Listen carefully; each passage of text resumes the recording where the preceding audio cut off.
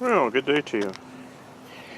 This is a cap out of a 1938 RCA Tombstone, RCA 128 radio. And this is the first cap. This is 10 microfarad at 400 volt. It's long since dried up and dead. And actually, somebody repaired this radio. There's a little stud that pokes out here. They just cut that off to get this out of circuit and bypassed it with a new cap.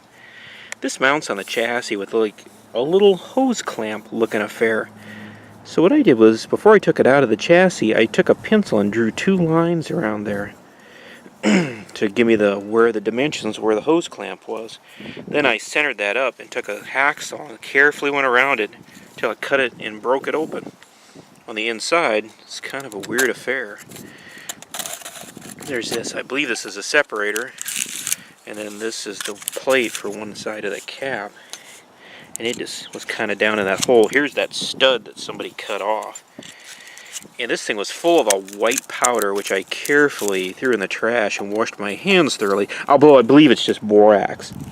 I believe this is a separator. This part, I just kind of wiggled back and forth till that popped out. These plates are kind of interesting. They're just an accordion shape. And they're riveted onto that center.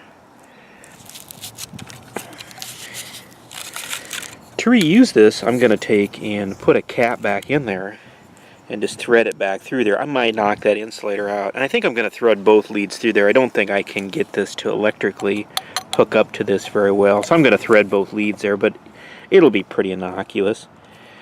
Then I'm going to slide it back in that clamp, and this cut will line up about in the middle of that clamp. Just close the clamp back down. It'll be on the chassis. Nobody will ever be the wiser. Just thought you might find that interesting. And it's light as a feather, too. Anyway, take her easy.